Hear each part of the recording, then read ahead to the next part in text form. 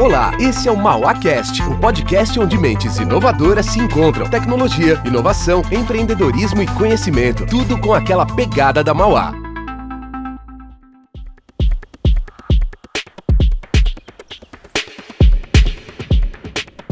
Olá a todos, meu nome é Otávio Matassólio, sou professor da Mauá já há quase 30 anos e estou junto aqui com meu colega Afonso Braga e hoje nós vamos conversar um pouco sobre o que é ser professor. Afonso, quer falar alguma coisa também de início? Bom, então, meu nome é Afonso, eu sou professor há um pouco menos de tempo, há uns 12 anos. Antes disso eu tive uma vida executiva, depois desses 25 anos aí no mundo corporativo, virei à mesa e me tornei professor. Então é um pouco sobre isso que nós vamos conversar. Legal. Eu quero começar essa conversa falando um pouco sobre o que é ser professor, né? Hoje em dia a gente tem muita questão das estratégias ativas de aprendizagem e para a gente poder chegar nessas estratégias ativas de aprendizagem, a gente passa por um processo de treinamento, os professores são treinados, nós nos treinamos e dentro das estratégias ativas de aprendizagem, a gente sempre fala no protagonismo do aluno. No entanto, quando eu observo essa questão da formação docente, eu também percebo um certo protagonismo do professor, porque o professor é justamente aquela pessoa que vai preparar as estratégias para a sala de aula, vai desenvolver o trabalho com os estudantes. E esse trabalho é um trabalho que, de certa forma, exige uma organização do professor, né? Como é que você percebe essa questão dessa organização, Afonso? Então, no meu caso foi mais complicado, porque eu não vim de uma formação de docente, né? Eu vim do mundo executivo. Eu participava de reuniões de trabalho, de projetos, saía frustrado de reunião de trabalho, mas pelo trabalho na startup lá no Burger King, por exemplo, eu comecei a dar algumas aulas magnas, ir em faculdades, fazer apresentação sobre o caso do Burger King, e eu saía super animado da sala de aula. Eu falei, pô, tem algo aí, né? Então aí que eu fui fazer um mestrado acadêmico, eu já tinha MBA, fui fazer um mestrado acadêmico, e o mestrado acadêmico não me preparou para ser professor. Nada. Tive epistemologia, metodologia da pesquisa científica, um monte de coisa, mas o que é estar em sala de aula, conversar com o aluno? E foi no tranco, realmente foi no tranco. Fiz, claro, aquele processo de seleção que todo professor tem que fazer, de aula, teste, aquele tipo de coisa. Me sei bem porque, na verdade, eu já trabalhava em marketing, né? Então, tudo bem, eu sabia lidar com o público, fazer palestras, fazer apresentações, mas eu não tinha técnica de ensino, de pensar no aprendizado do aluno. Por sorte, aqui na Mauá, a gente teve toda uma fase de capacitação de professores, através da Academia dos Professores. Aí eu mergulhei, realmente, uma mudança que muitos professores tiveram que fazer do estilo deles, eu já comecei pelo estilo novo. Então, eu já tinha um pouco essa perspectiva de escutar muito, né, de entender a perspectiva do aluno antes de seguir falando, porque eu me interessava saber o que eles queriam saber. O que eu sei, eu já sei. Eu falei, vocês não, né? Então, foi assim que eu entrei, né, nesse mundo. E aí a capacitação veio, que nem eu falei, né, através da própria Academia dos Professores. Eu acho que isso que você está trazendo é uma coisa muito interessante, né? Essa questão de a gente ouvir um pouco o aluno. Em algum momento você colocou isso daí.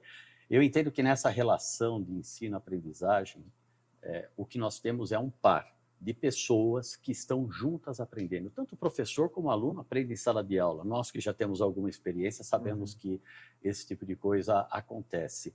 Então, estar antenado, estar observando o outro, observando o aluno, no caso, na sala de aula, justamente para poder acompanhar aquilo que vai, como é que ele vai se desenvolvendo, eu entendo que é uma coisa fundamental. E aí tem uma questão séria, que é justamente o fato de que nas estratégias ativas de aprendizagem, a gente dá a oportunidade do aluno se expressar. Eu vou até fazer um recorte. Quando a gente olha aqueles modelos tradicionais de ensino, quando o professor era puramente um expositor, o aluno era aquela pessoa que ficava muitas vezes passivamente na sala de aula escutando. É óbvio que o aluno também estava refletindo sobre o que o professor estava falando ali na frente da sala de aula. No entanto, quando a gente pensa nas estratégias ativas, a gente está dando justamente a oportunidade do aluno se expressar e o professor perceber essa expressão. Então, eu entendo que essa componente de relação na sala de aula do professor saber ouvir o aluno é fundamental para que o aluno tem a oportunidade de se expressar, estou repetindo isso, e justamente o professor colaborar, percebendo o aluno para que ele tenha essa aprendizagem, né? Então, acho que isso daí é uma coisa interessante que você trouxe. Isso é treinamento, não tem jeito. Então, é você fazer, é você colocar na sala de aula, praticar, ver o que funciona, o que não funciona. Acho que não tem receita de bolo pronto, porque aí cada um tem um estilo também, né? De conversar, com os alunos, de estilo de aula mesmo, estilo pessoal, de personalidade e estilo de aula. Mas o que eu percebi disso foi o seguinte, o famoso combinar o jogo com os russos, né? Que os jovens não entendem quando a gente fala esse tipo de coisa, né? Não é do tempo deles. Então, mas, ou seja, legal ouvir o aluno, mas se o aluno não fala, como é que você faz? Porque acontece isso. Então, você quer a participação deles, não acontece a participação deles. Eles não entram no assunto. Então, uma das receitas que eu trouxe para dentro da sala de aula foi trazer a prática. Como eu tinha 25 anos de prática, eu trazia casos reais, eu trazia vídeos, que depois foram falar, puxa, isso é bacana para você quebrar o estilo da aula. Bom, eu fiz meio intuitivamente. Então, ao fazer isso, eu provocava que eles se interassem no tema para eu poder fazer perguntas e poder trazê-los, né, para dentro do dia a dia da sala de aula. Mas não é muito fácil trazer os alunos de volta para cá. Depois da pandemia foi pior ainda, né? Então, foram 2 anos que os alunos ficaram câmera desligada, uma velocidade 1,5, 2, porque eles não assistiam nossas aulas, ou a maioria não assistia às aulas, eles assistiam depois, acelerado. E aí, quando começou as aulas presenciais novamente, professor, acelera aí. Eu falei, não dá para acelerar aí, eu não falo 1,5 vezes, não falo 2 vezes, eu falo assim. Esse é o ritmo da aula. Mas aí, então, você tem que fazer o quê? Você não pode ficar só falando, senão eles vão se dispersar. Aí eu tentei, de novo, fazer essa jogada, a troca com os alunos. Só que aí eu peguei, por exemplo, uma turma de primeira série, de primeiro ano de universitário, que tinha, na verdade, a última aula presencial deles tinha sido o primeiro colegial. Então, eram muito imaturos, né? E aí o comportamento em sala de aula era assim, meio infantil ainda, falando e se dispersando. Aí são coisas assim que não tem, que eu falei, tem coisas que não está na regra, não está nos livros, né? Eu simplesmente, em uma sala lá com 45 alunos, eu cruzei meus braços, liguei meu cronômetro e esperei. E fiquei quieto. O silêncio tem um poder enorme, né? É muito bom. Mas para quem é professor, sabe que ficar quieto não é da nossa, né, normal, né? Não está na nossa intuição, no nosso instinto. Eu fiquei 3 minutos e meio em silêncio. Até que a última grupo percebesse, um vai chamando o outro, etc. Tal. E a primeira coisa que eu falei para eles foi, gente, eu não estou bravo. Não estou irritado, não estou nervoso, mas eu preciso que vocês prestem atenção no que eu vou falar agora, senão vocês não vão fazer o uso de simulador. Vocês não vão conseguir fazer o uso do simulador. Todos olhando para mim. Mas então, assim, essas coisas a gente pega como? Com troca. Aí é troca com professores, tendo workshops, prestando atenção, ouvindo o outro, pegando bons exemplos, e aí você vai construindo o seu estilo, né? E deve ter vários estilos, né, de sala de aula. Exatamente. Tem uma coisa que me chama muita atenção, que é o seguinte, aqui na escola, a gente tem muito, na Mauá, a gente tem muito a questão de fazer o aluno se envolver com outras atividades, né? Isso daí vai, de certa forma, contra, vamos dizer, de certa forma não, objetivamente vai contra o ensino tradicional, mas vai ao encontro daquilo que a gente tem de mais moderno de educação, que é ensinar por projeto, colocar o aluno em contato com a sua profissão. E isso é interessante porque me parece que, na medida que a gente envolve os alunos nos problemas, como você também relatou que vai fazendo, né, trazendo os exemplos da profissão, o que acaba acontecendo é que a gente coloca o aluno em contato efetivamente com aquilo que ele vai encontrar no mercado de trabalho. E isso daí me parece que é um diferencial nosso aqui da escola, né? Quer dizer, desde o início o aluno está envolvido nessas atividades profissionais. Isso é atrativo para o aluno, porque afinal de contas ele começa a vir para a escola, participar, efetivamente se envolver, e isso exige do professor também uma preparação. Esse professor é um professor que tem uma característica diferente, que sabe trazer o aluno para esses problemas e para esse tipo de envolvimento. Isso significa não só trabalhar as questões técnicas, que o professor tem que ter, afinal de contas, a gente sabe que um aluno valoriza um professor, principalmente pelo conhecimento técnico que ele tem, mas também faz com que o professor tenha necessidade de ter empatia, de saber se colocar no lugar do aluno, perceber os interesses, porque mesmo quando você apresenta um problema para um aluno, a gente sabe que um aluno pode ter interesse numa parte daquele problema, outro aluno vai ter interesse na outra parte do problema, e o professor tem que saber gerenciar esses interesses pessoais que estão colocados dentro da sala de aula. Então, trazer essa experiência profissional aqui para dentro é extremamente importante, né? Como você que veio do mercado e veio trabalhar aqui dentro. Como eu falei, a minha vida sempre foi da área de educação. Desde o meu 2º ano de graduação, eu estou envolvido com questões educacionais. Eu não tenho a experiência de um engenheiro no mercado de trabalho, no entanto, existe também uma experiência da vivência na formação dos estudantes, dentro de uma escola de engenharia. Então, quando eu falo que eu tenho 30 anos de escola, na verdade é o seguinte, é 30 anos de experiência convivendo com pessoas que são engenheiros, são formadores de engenheiros e mais que isso, né? Hoje em dia, na Mauá, a gente tem profissionais de diversas outras áreas, né?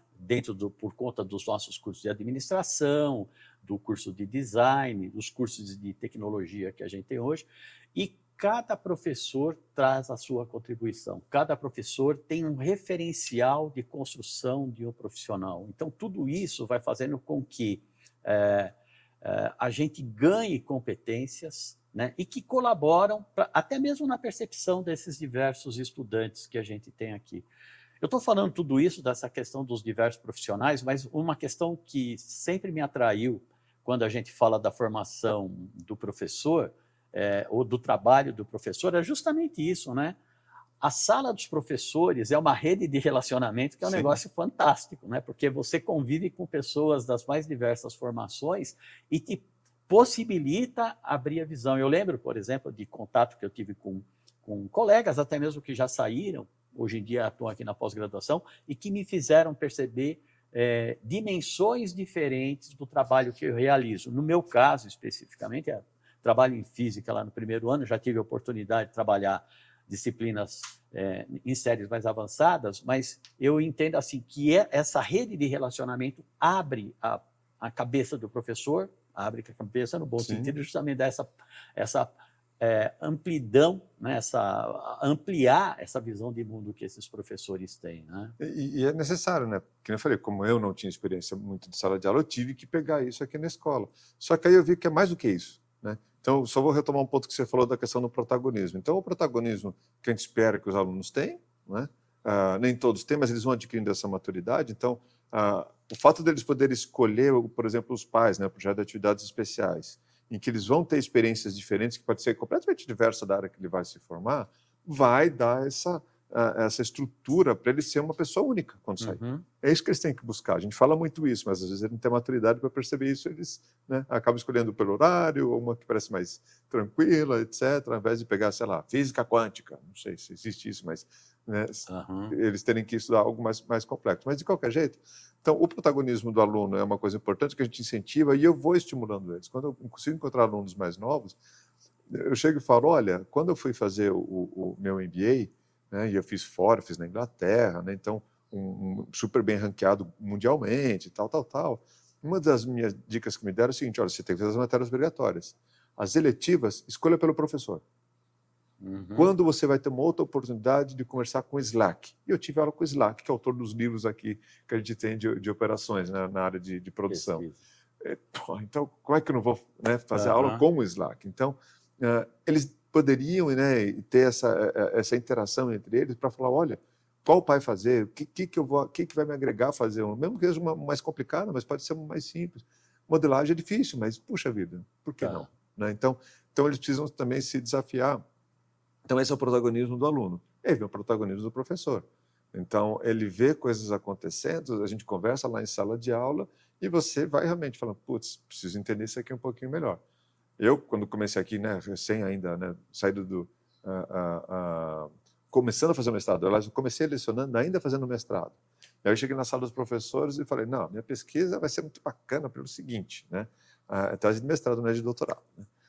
Eu vou estudar um problema que eu vivi durante 25 anos. Durante 25 anos eu falei para todo mundo, compra, vende, só que não tem planeta para isso tudo. E um dos estudos que caiu na minha mão, na época ainda no mundo corporativo, era que um dos índices lá, que é a pegada ecológica, estava o seguinte, era em 1,2, significa que tudo que a gente consome de bens renováveis da natureza leva 1,2 anos para repor. Pô, o que está acontecendo? A sorte é que tem mais planeta ainda, então a gente está podendo consumir. E eles fizeram uma projeção, que em 2017, 2018, isso chegaria em 1,5. Parabéns para a nossa humanidade, infelizmente atingimos esse triste índice. E a projeção para 2030, que agora está quase aí na esquina, né, é 1:2. E aí eles terminaram o relatório assim, falando, e aí, o que nós vamos fazer? Vamos procurar uma nova terra ou rever nossos hábitos de consumo? Não se fala isso para engenheiro. Engenheiro quer solução, não quer pergunta. Né? Aí, o que eu fiz? Eu falei, vou estudar isso daí. E falei isso na sala dos professores. Unânime a resposta dos professores engenheiros. É isso aí, vamos fazer uma segunda terra. Porque mexer com o bicho é meio complicado. Então, eu estava indo para um caminho, falando que eu ia mexer com hábitos de consumo, porque foi a minha vida. Falou, não é tão fácil assim. E tecnologicamente, a gente pode fazer tanta coisa. Qual é o teu referencial? Você é engenheiro. Qual é o referencial de terra que você tem? É 1/3 que existe hoje, 2/3 água? E por que o 2/3 água não é produtivo? Quem disse que eu não posso ter produção submersa de alimentos em cima de alimentos? Eu posso produzir energia. Nós temos mais 2/3 de planeta ainda para poder... É uma outra terra, eu falei, é verdade. Então, essa busca constante, a constante curiosidade, e você chegar nos limites de conhecimento, que eu acho que é o que deixa qualquer professor desafiado. Tá, legal. Olha, eu acho que você está colocando algumas coisas interessantes. Essa questão do conhecimento, né? Quer dizer, na verdade, nós professores, o nosso trabalho é com conhecimento. Isso é uma coisa que realmente é extremamente atrativa e interessante. Tem uma outra questão que é atrativa, que é justamente o fato de a gente trabalhar sempre com uma população jovem, né? É um pessoal que vem sempre com novas ideias, interessados. Então, isso é uma coisa interessante. Outro ponto curioso e gostoso de trabalhar é justamente essa rede de relacionamentos que a gente estabelece. Tem uma porção de coisas interessantes aí nesse trabalho docente. Mas eu quero te contar uma coisa. Tem uma questão que, para mim, é sempre desafiadora e difícil, que é justamente avaliar o estudante. E esse papel desempenhado pelo professor é danado. Né? Por quê? Porque nós temos que estabelecer réguas, medidas, para então fazer essa questão da avaliação. Não é simples fazer isso daí, sempre fica aquele peso no final do ano, puxa vida, né? Eventualmente teve alguém que não conseguiu, tá certo que tem uma série de fatores que podem levar à dificuldade de um aluno efetivamente ser aprovado numa disciplina, mas eu confesso para você que a questão da avaliação, para mim, eu acho que é o ponto que mais pega, porque, por exemplo, planejar um curso é a coisa mais maravilhosa, justamente a gente tem a oportunidade de colocar a nossa criatividade em ação para fazer essas coisas. E tudo aquilo que eu já falei do relacionamento, da questão de trabalhar com conhecimento. Tem algum ponto que você considera que é difícil para você dentro desse processo de ser professor? A avaliação, com certeza, é um deles, né? Acho que todos nós temos esse desafio. Por isso que eu não uso uma régua só, um elemento só. Eu uso vários elementos. Perfeito. Claro que tem que ter a prova. A prova também é um feedback, no final das contas, para o próprio aluno. Se preparar para a prova é muito importante. Eu falo para eles, gente, minha prova é com consulta. Eu dou aula de marketing, eu dou de estratégia, eu dou de jogo de empresas, qualidade, né? Várias áreas diversas aqui. A prova é com consulta, porque a vida é com consulta. Está aí, e a coisa está cada vez mais rápida. Agora tem até inteligência artificial que, se você não souber consultar, você vai usar mal. Então, a prova é com consulta, eu quero aplicação de conceitos. Então, as provas são contextualizadas. Só que tem disciplina que dá para contextualizar, tem disciplina que dá para contextualizar. Então, não adianta. Se eu estou fazendo uma prova de cálculo 2, a gente tem que fazer conta. Não tem jeito, tem que entender o raciocínio para montar a conta, né? Fazer integral, fazer derivada, esse tipo de coisa. Mas as minhas disciplinas permitem a contextualização. Então, para começar, a prova com consulta, contextualização, né? E se ficar olhando para a prova do lado, fala, o risco é seu. Quem disse que ele sabe mais que você? Né? Então, isso é uma das coisas que, por exemplo, não me preocupa muito. Então, prova com consulta, etc. Mas tem que ter trabalho também. E aí, normalmente, é trabalho em grupo. Quando eu vejo que não dá para ser em grupo, eu falo, no mínimo, em duplas. Falou, vocês têm que trabalhar no mínimo em duplas, porque sempre um ajuda o outro E avaliação, aprende mais. E aí avalia em dupla, avaliação em duplas, ou quartetos, grupos, o que for, que vai compor a nota. Agora, uma coisa que, assim, apareceu, veio nas DCNs, mas a gente já fazia aqui na Mauá e que ajuda muito, é a avaliação por competências, usar rúbrica para fazer a avaliação. Então, isso ajudou muito. Então, já são 2 anos que a gente vem aplicando, aprendemos um tanto.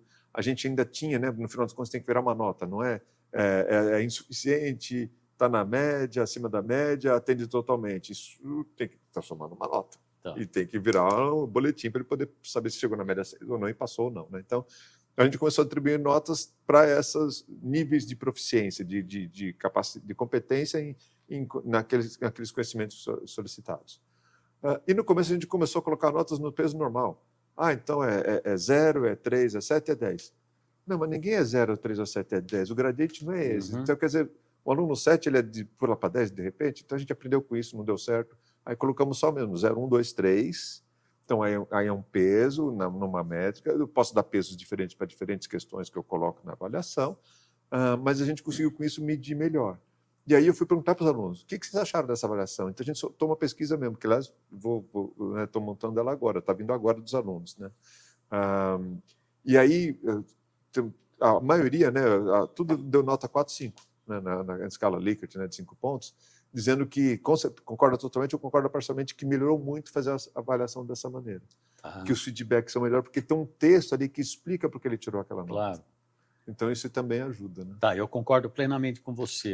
Eu entendo que trabalhar as rubricas tem justamente sido uma oportunidade, até mesmo do professor expressar os critérios de avaliação que muitas vezes estavam na cabeça dele, mas não estavam explicitamente colocados, e daí, com isso, até mesmo tornar mais claro para o aluno aquilo que é esperado dele. Né? Mas eu sempre coloco que essa questão da avaliação acaba sendo uma dificuldade para mim. E aí, quando você comentou em algum momento da questão da avaliação, de fazer trabalho em equipe, a questão do trabalho de a gente personalizar o resultado do trabalho em equipe é um outro desafio para o professor, porque muitas vezes a gente trabalha com grupos de alunos, né? E quando a gente tem que atribuir nota, eventualmente individual, fica mais difícil. Mas tem uma outra coisa também interessante que que eu percebo que favorece e torna esse trabalho do ensino superior, né, no ensino superior, interessante, que é o fato de a gente, por exemplo, poder trabalhar até mesmo individualmente com alunos, quando a gente faz iniciação científica, quando a gente orienta alunos que estão envolvidos com projetos.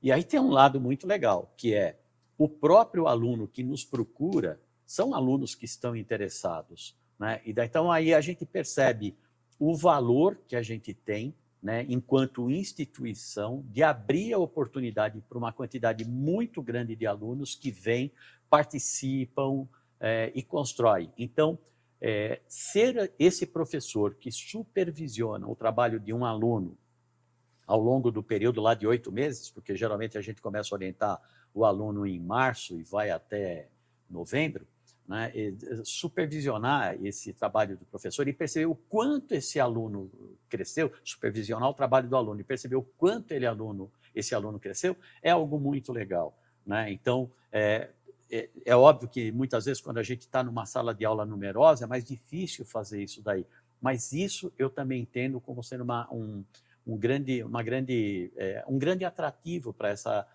situação de ser professor, né? Então, Sim. Dentro aquele hall de situações positivas que eu coloquei, eu quero colocar mais essa, né? Esse ser professor que supervisiona e que orienta o estudante. Né? Uma das coisas que me motivou, e aí me motiva todo ano, a gente, nossa, é puxado, gente, o professor não trabalha, né?